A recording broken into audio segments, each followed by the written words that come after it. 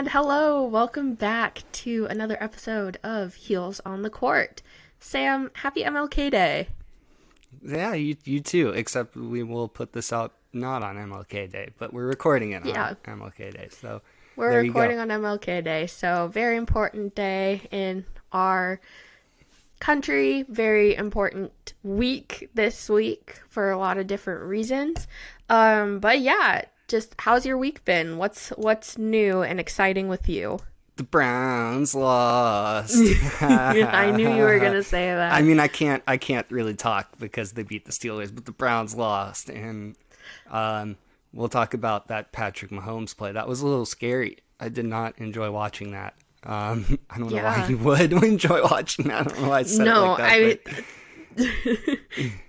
that. Some people enjoy seeing that kind of stuff, whenever it, like, especially in the NBA when people have injuries and stuff like that, like when their ankles blow out or whatever, people get so excited over that kind of stuff, even though it's terrible and people shouldn't. Horrible. I mean, some people enjoy that kind of stuff, so I understand why you needed to clarify that kind of thing. I mean, the NFL 15 years ago, that's all it was. Like, you'd get up from that and keep playing, but that's so bad. So bad, so scary. Even just a few years ago, they probably would have put him back in the game, but I'm glad that they didn't, because it was, as Jim Nantz says, if that's not a concussion, I don't know what one is. Right. And then they're saying there's a nerve issue now. I'm surprised he's going to play next week. As far as I've read, he's going to play next week, and I think that's... I mean, it's terrible. I've had a few concussions. They're not fun. It's a really scary situation. It's so disorienting. I'll tell you one I had. I was playing basketball, and sometime in high school, and I got hit in the head, fell down, hit my head on the court. I was knocked out for at least a possession. Nobody even noticed. And then I was just playing like pickup basketball at the gym down the street, and then I started walking home, even though my dad was coming to pick me up. Bizarre. Jeez. I don't know. Yeah. So I mean, they're really scary things, and not. Oh God, I just wish. I mean, I get it. There's a Super Bowl on the line. The guy makes $500 million in his contract, but he shouldn't be playing next week. Let's be real. There's no chance he should be playing. But hey, I mean, there's no rush on it. Like, he can't return to practice until clearing the first 4 phases of the concussion protocol. And it's possible he could enter the AFC Championship game without a single full practice in the first place. But there is a protocol that they have to go through.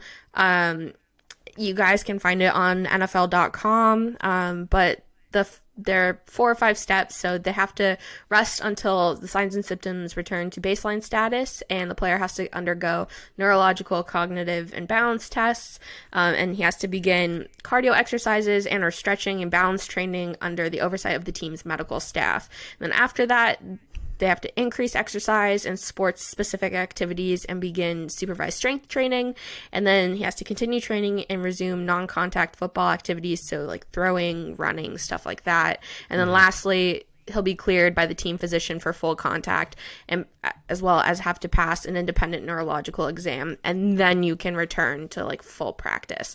So, I mean, we've seen in the past, I could go on talking about concussions and CTE and all that kind of stuff forever. That was the whole kind of catalyst for me wanting to get into sports, other than being an athlete who blew out both of my knees. I saw a movie about CTE. I've heard multiple people talk about CTE, and I was super, super passionate about, trying to figure out how we can still continue to play football while also protecting our athletes at the same time. So some stuff like this, while it might be horrible to say that I'm super interested in it and super excited when I see stuff like this happen, I'm not excited for people to get injured, but it's exciting to kind of see the science developing behind everything that's going on and what the NFL has been accepting and not accepting, even within the past couple of years. Just a few years ago, they finally had to admit that Football causes brain damage, and that was just a few years ago, and they were reluctant on admitting that. So it's been an interesting ride, and to see Mahomes even stay off the field, that's significant progress, I feel like, for the NFL. I mean, you've heard multiple people who are players. I feel like Gronk is probably one of the most well-known of the speakers saying, like, yeah, I would get concussions and just stay on the field and continue playing. So I'm glad that they're finally, following protocols and stepping off the field and really focusing on their health, because it's important. It's very important. You're talking about, finally having a neutral neurologist on the sidelines.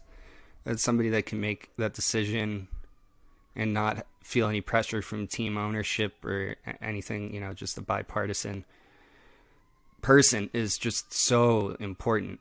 And look, the NFL had no choice. If Patrick Mahomes came back into that game, there would be such an uproar. People would rightfully be very upset. And I mean, who knows? If he goes to the ground, stays there, do they play it off as another injury instead of where he gets up? I mean, I don't want to go into conspiracy theories and whatever, but if he stays down and they act like, oh, he hurt his shoulder, you think he comes back into the game? Ugh, that's tough. I mean, that's so hard. I mean, just thinking of it as from it's a professional perspective versus an amateur, if you're talking about college sports and things like that. From a professional perspective, specifically from Patrick Mahomes' position as a quarterback, a shoulder injury, I wouldn't necessarily come back into the game, depending on what kind of issue it might be. You don't want to damage if it's your throwing arm, et cetera, et cetera. There's a lot of things that go into that. But from my perspective, no, I wouldn't re-enter the game. From a college athlete perspective, from an amateur status, I would probably make a stupid decision and go and continue the game. I mean, not necessarily that it's a stupid decision, but, if you're injured, you should really probably step off of the field. It's in your best interest. Recuperate. I mean, I know that the people want to win. I'm highly competitive. I totally get that. But, you're trying to make it to the point where you're getting paid the big bucks, right? So you don't want to do anything to hurt your chances of trying to do that. So my recommendation would be to step off the field. But I mean, we saw, who was it in the Ohio, was it Ohio State and Clemson? Was it that game, or was it Alabama and Ohio State? Somebody had a rib injury. I believe it was it Justin Fields? Oh, yeah, he did have an injury, but I think we all kind of slept through that game. So right. So, but he did have a huge injury, and he was continuing to play, and everybody, I mean, like, they won. It was great, but I believe it was the Clemson game. But it was just crazy to think that, like, this guy might have broken ribs. He doesn't really know. He was on the sideline for just a few minutes and then went back on the field and played. But that could have been a really big, like, injury, and he could have not played in the championship, and who knows. But I mean, everything was fine, I guess, in the end. But I just think that it's better for these people to step off the field and not continue to play through it.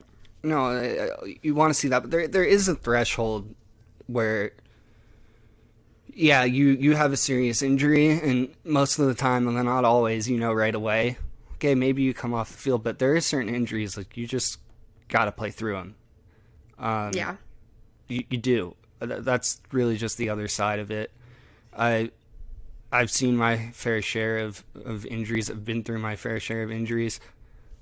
There are certain things where you're like, that, not a chance we put you back in the game, not a chance I go back in the game. And then there are other things where you just kind of have to. You just suck it up and you keep playing and you take care of it later. That's part of playing sports, and especially at that high of a level. The next guy's going to take your spot. There's no such thing as that rule where you don't lose your spot to injury. No, that's not at all true. You totally do, and it does happen. But I just am happy that when it comes to a head injury, and I have this policy too. If I suspect a head injury at all with any of my players, you're not playing. Especially because, obviously coaching at the high school level or even sometimes at the college level, you don't have the right personnel to make that decision. The college level is pretty good now. I would say actually probably everybody at this point has somebody who's qualified to make that decision. But really, when somebody hits their head, it's like kind of done. That's it. And it was good to see that in the NFL. Although, of course, you're going to hit your head. You're going to take your shots to the head, and sometimes you come up seemingly fine in the moment, and then it's 10 years later that it does something to you. But I was just sitting there thinking, like, if they put this guy back into the game, I don't even know. It cannot happen. And so I'm really glad that it didn't. But that's what I got on that. Yeah. I mean, it's kind of interesting to see, looking at like NFL data from 2015 to 2019, the median length of time for quarterbacks to emerge from concussion protocol is about 7 days. So I'm sure that we will be seeing Patrick Mahomes up and being fine and playing in these games. But it's just interesting, like you said. I mean, usually you just get up and like suck it up and play through it and all of that, but Mahomes isn't supposed to be able to will himself back onto the field or suck it up. Like the Chiefs aren't even supposed to have the opportunity to take a kind of calculated risk like that, specifically for something with neurological issues. But it's so easy to get concussions. It's kind of short tangent, but I got a concussion in college. I believe it was my sophomore year of college. I was playing flag football for my sorority team. We went a little too hard. It ended up being like a full game of tackle football, not without like any helmets or pads, because we found out that another team was cheating and they like tied their flags so they weren't ripping off. So we just decided to go full blast. Ended up sacking somebody and I hit my head and got a concussion, played through the rest of the football game, and then went to the campus doctor a couple of days later after I was like, the lights are really bothering me, and I slept through a couple of my classes, and they're like, oh, you have a concussion, like you're gonna need somebody to help you take your finals. So yeah, it's super easy.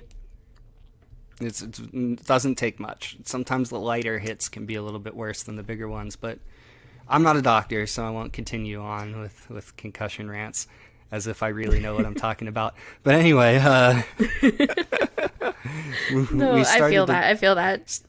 Yeah, we started to touch a little bit on Alabama. We actually got a question in from a good old friend. You're going to go ahead and read that out for us, but yeah, we did. So we got a question from a good friend of ours, Jack. Jack asked us, is Alabama becoming a coach's rehab? And is being a Saban disciple hold that much weight?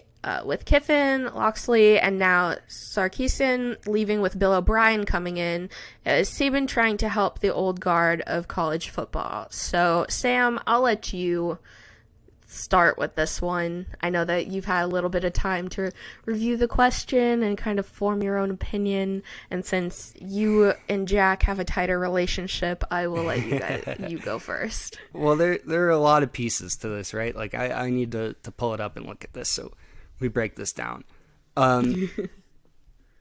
Does it? Okay, so let's start here. Is it a rehab, as he put it, for coaches? I think it's a second chance for a lot of people. Sarkisian specifically with what he, what happened to his career at USC with his drinking issue, and which, on just a side note before we really dig into this a little bit deeper, I'm really happy that there's somebody in college football that would hire somebody that went through something like that, where we now see him having a successful career. I don't know the extent of his addiction, and I don't really know if it's so much of my business or not. But as far as I can remember, I don't remember any DUIs or anything like that. I remember he got really drunk one night and was talking at USC and said some things he shouldn't have said about the opponent, and so stuff like that was kind of going on. I don't know if you remember that at all, but A tad.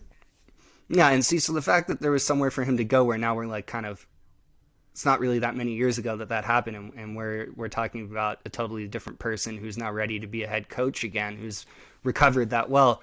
I think it's kind of funny that Jack uses the word rehab here, because in that sense, maybe it really kind of was. But you know, it's good to see that. So I do want to say that. Is being a Saban disciple, holding that much weight? I think we're seeing, yeah, right? It's kind of hard to deny. And you have, there's kind of two philosophies, I think, for athletic directors. Now, I've never been one. I've only talked to a few. I don't, but this is just sort of how I see it, is we're going to hire people that have this already overwhelming background, right? That maybe they're at the tail end of their career and they want to see a resurgence, and they think they're going to do it here, right? And that's great. That's a great way of thinking. It's not really necessarily my way of thinking, because then there's the other side. It's like, let's find the next young guy for a cheaper price. Because a guy like Sarkisian is not cheap. I don't know what the contract was. I can't tell you for sure. I don't, but I would just imagine it was not relatively inexpensive. And like you saw with UCLA hiring Chip Kelly to just a massive contract, there's a literal price tag there that you need to pay to get somebody who has this experience. So if you're getting funneled though through, this is where it gets a little bit messy, because it doesn't fit in those two categories for me. Because what's happening is, somewhere in the middle now is you have somebody who has an established background, but they're coming through a new system, learning a new system that's been proven to work for so many years under Saban now. Now you see a guy like Lane Kiffin go to Ole Miss, and offensively, the success that he had this year, and just how much better of a head coach he was than he was when he was at Tennessee and USC and Oakland with the Raiders. Of course, there's going to be some weight to that. When you look at the NFL too, you know, Sean McVay had that good year with the Rams. All of a sudden, everybody that worked for Sean McVay is getting hired. So I think anytime you can work for somebody who has had so much success, you're going to be looked at in a better light. Yeah, and I mean, I think that with the stuff that, I mean, Saban was saying about O'Brien and getting back into coaching, I mean, he said that he thinks he did a really good job in Houston when he was the head coach, and when he became general manager, maybe things didn't go how he would have liked, you know, after an 0-4 start. But, you know, having been a head coach in that league, it's difficult. Saban knows how difficult it is to do both of being a general manager and a head coach. So, you know, based on the work that he's done, he's an outstanding coach and a good person. Saban said he's got a good family and he'll do a great job with the players at Alabama and all of that. But yeah, I mean, it does have weight. And I think that, you know, like if I don't know. Like, I mean, you would probably know better since you were the one that's on the coaching side of things. And I haven't necessarily worked with too many people like that. But like you said, I mean, if you work for a coach and you're in a winning program, that has leverage anywhere. I mean, you were with Annie Kennedy for a while, and you guys had a really amazing, most winningest, I can't remember what you said about the Ole Miss basketball team. Winningest stretch in the history of the program. Of course, I get excited talking about it, but yeah, most wins by any coach in the history of the program. Yeah, so I mean, it's just stuff like that. So I think that I completely agree with everything that you're saying, so I don't necessarily think I have a whole lot of input on it, but yeah, I mean, it's Saban's world and we just live in it, basically. Well, yeah. Well, and here's another thing to think about too, because there's crossover where we've worked, more so than I think you give credit for, because what's the most important thing? I think you know the answer, but the most important thing of all is appeasing the boosters, because that's who's paying the contract. So, you gotta hire somebody that they're going to be happy with. And why I think programs shy away from younger names and assistant coaches from, we'll call it lesser programs, is because they don't have the same prestige to them. There's not the same excitement that comes with hiring an unproven guy. And I think fans have gotten really impatient. And an example I really like to look at is Texas in basketball, which is funny because they're one of the most impatient football programs. But in basketball, they gave Shaka Smart another year. Now, I don't know if it was COVID related that they gave him another year, but there was talk that he was going to be fired and whole things going on. But then now look, they're ranked 5th in the country right now in basketball. There's something to be said for having patience and allowing somebody to see their plan the whole way through. And it takes time sometimes. It takes time. I mean, people don't understand, like, you're living in a new place. In a lot of situations, you've never been to this place before in your entire life. And all of a sudden you're asked to recruit kids from that place to go to your school when you have no background in it. So even that takes time. And then you got to have a system put in place. And football, to me, and maybe it's just because I don't know as much about football and it seems a little bit more daunting of a task, but there are pros and cons to football recruiting, because yes, you're bringing in bigger classes, but you have more spots to fill. In basketball, you're bringing in smaller classes. So that means if you don't hit on your guys that you bring in, you're done.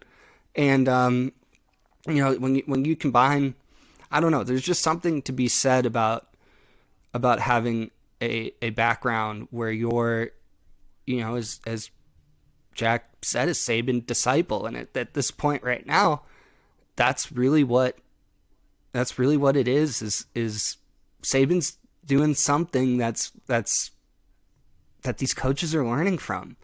And I guarantee you it's nothing that we've ever heard in the media, and it's nothing that has been said outside of that locker room. There's just something that's going on. I mean, I have a million stories that I could share that I won't, about things that I learned from being inside an SEC locker room. But right. I think that's what's interesting is and this kind of takes us on to a different topic, but you're talking about things where here, I don't want to give away my secrets, Yeah. No. I'm not telling anybody anything about what I've learned unless they're hiring me. But it's just there is something that happens, and I'll try to explain this the best way that I can. I hope this is interesting enough without giving away too much information. But every day, I swear to you, every day, when first day to the last day, 4 years, something happened every day where I went, I never thought about it like that before. And then the next day, I never thought about it like that before. And I'm talking 4 straight years, every day, something happened where it had never occurred to me that was even an option of things to do. And the analogy I like to use a lot is my brother's a music producer, and when he was in high school, he was doing some recording at a really famous producer's studio, and I'll give away his secrets and not mine.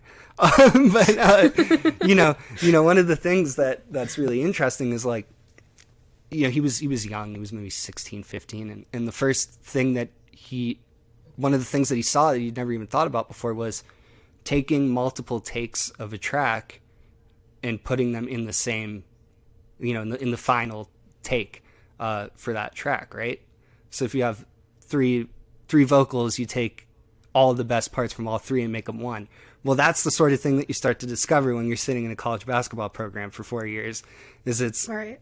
It's just, I never thought to play defense that way. I never thought about this offensive principle, that I didn't know those things were even possible. And then all of a sudden what happens, and this is why Saban's people sometimes go on and are in some ways better than him, is like Lane Kiffin. I wouldn't say he's a better coach, but offensively has an incredible mind, and can see when plays or he's going to score a touchdown before the ball's even snapped. Like that's insane.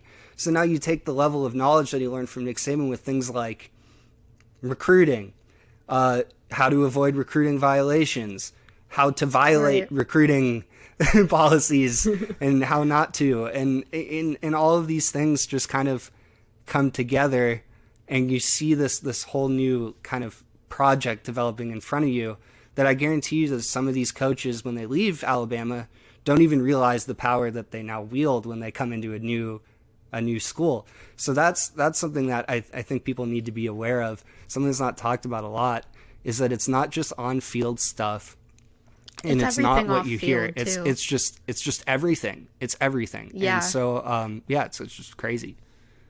And I think that, like, I can agree with you on the, like, wow, I never thought about it like that. I took an NCAA bylaw course in my graduate program, and I knew that there were rules, and I knew that specifically for, like, recruiting and for student athletes and blah, blah, blah, blah, blah. The big topic at the time, the NIL debate, like, the NCAA just approved that students could receive compensation off of name, image, and likeness and things like that. So that was like the huge topic of conversation. But we also were just talking about basically just like general violations that coaches like will make mistakes on, and it's not even like their fault, basically, or like just during the recruiting process, like taking like a potential student athlete taking a photo with a current athlete and like posting it on social media and stuff like that. Just like little basic things.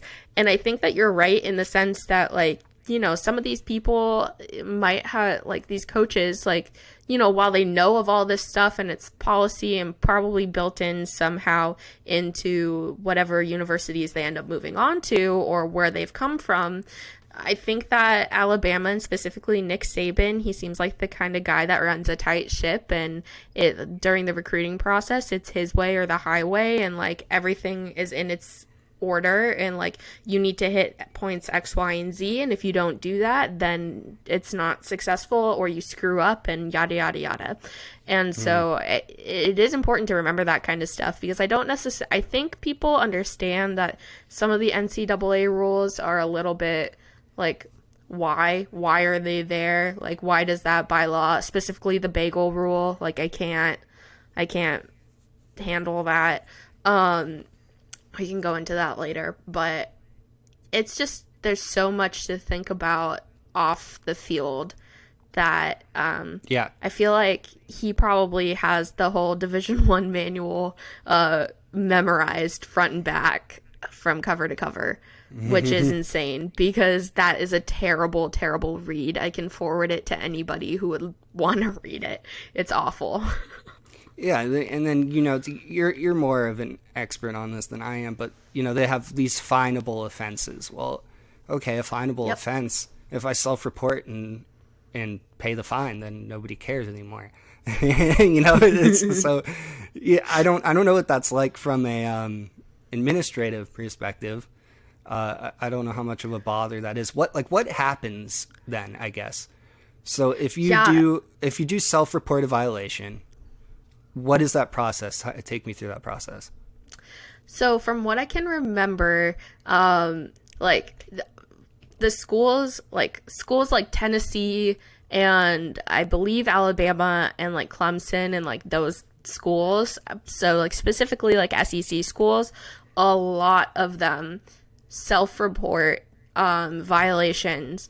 They'll self-report on themselves even if they don't think that they're not sure that they violated something, but they're not sure that they didn't violate something. They will self-report on themselves, because it's better to self-report on yourself than to not report at all and then have somebody find out that that you didn't report it and you think that something might have happened, because then you're in a whole like mess. I won't swear. I'm trying to do better on that. It's a whole storm just coming at you. But it really depends, depending on what division you're in and also like what kind of offense it is. It depends on when self-reporting what happens from there is if it's like a lower level, I believe it's just like a fine and you might have to do something like that. If it's higher level, then you'll have to, depending on what it is, there are like councils that you have to talk to, and like you have to pay a fine as well as put like do like a whole process of things, as well as I think there are like some punishments that the NCAA can give you, but it really all depends. And all of that information, you can find all of that on the NCAA website. It's like all there, and that's the interesting part, is that I don't think that people, a lot of fans and people who don't work in the industry, like they immediately just go, oh, well, that rule is BS, or oh, that fine is BS, or like whatever. But like if you check out some of the like different offenses, like it could either be like a lot worse for your team, or your team got off easy. So I totally recommend checking that kind of stuff out, just so that you get like a better sense of like where your team might be. Because before like working in sports, and before even like thinking about having like going to school for sports and things like that, like I used to rush the field at my university, like when we would win and stuff like that with everybody else, and like we couldn't understand why we couldn't do that until like the cameras turned off, or like whatever it may be, if the game was televised. So it's just like those things pile up, and then the fines just keep getting bigger and bigger and bigger because they don't go down.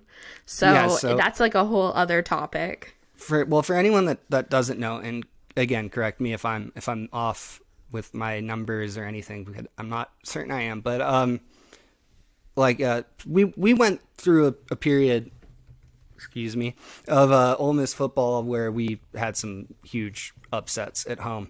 The fine got up to nearly $1 million for the next time that we, and so what happens is I think it goes up $250,000 every time you do it in the SEC. I believe so. It might be 500,000 every time you do it. I don't really know, but it was like $1 million or $2 million at this point that the fine would have been. And I just remember like that whole week of them just pleading to just don't storm the field if we win this game. Please don't do it.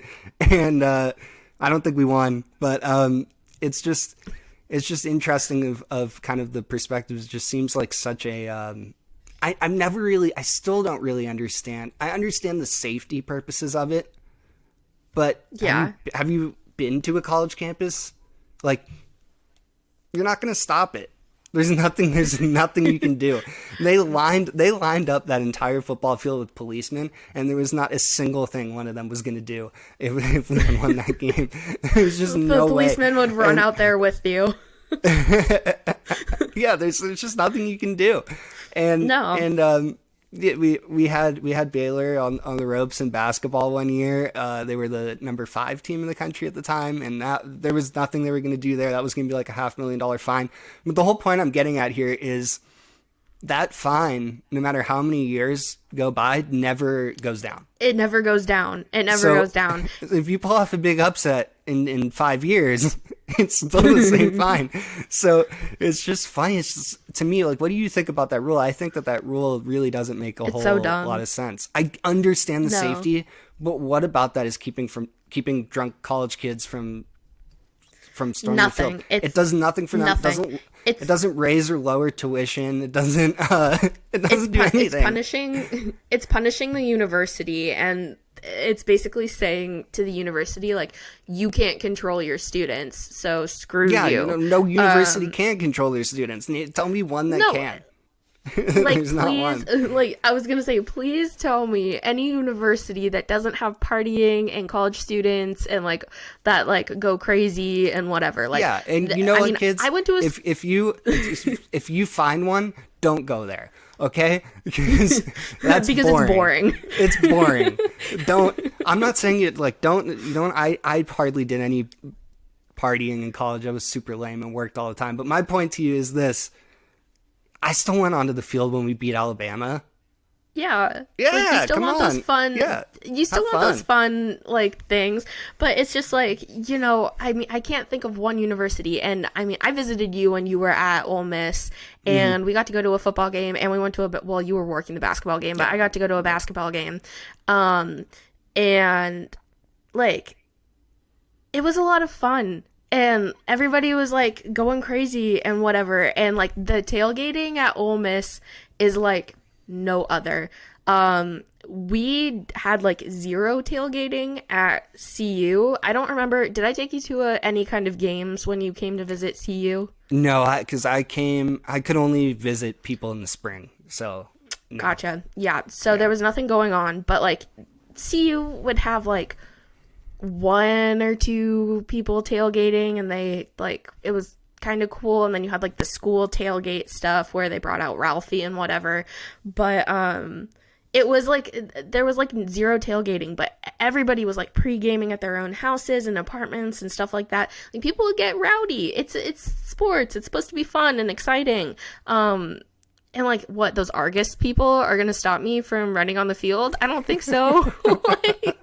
like they're like mall cops. I'm sorry. I'm sorry if anybody works for Argus, but they're like mall cops. Like, what are you gonna do? And like, I mean, I've never been thrown out of a football game other than that one time I went to a powder puff football game for a sorority and some frat guy threw me out. But but like it just doesn't make sense. What would make more sense to me is if they restarted the fines each season. So let's say they start at a base, the first offense is however much, and then like it keeps going up, but then by the end of the season it's completely gone, so then you restart again. That would make more sense to me than having this exponential growth on these games where it's just like you said, it's like $2 million. Are you kidding me? Like, no. I mean, granted, a university could probably pay for it, but no. Oh, Like, why God. should they? It's not their fault.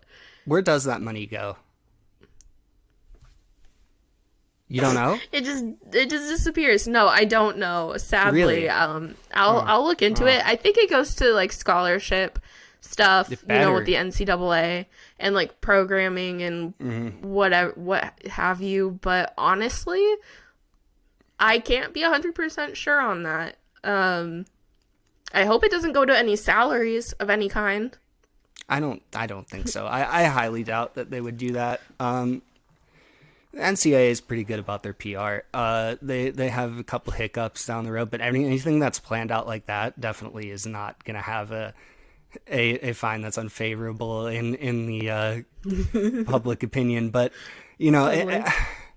I college is what a unique system we have here, where we have Right. sports to rally around. Where every school is a blank sport school, like even some schools are soccer schools, but they still go, is it like I want to say UCSB, right? No, don't they have a pretty solid soccer program, right? Men's Oh, the soccer program. Soccer is huge here Yeah. at UCSB. I used to go to soccer games as a kid growing up. We would bring what I our thought. pack of tortillas, throw it on the field.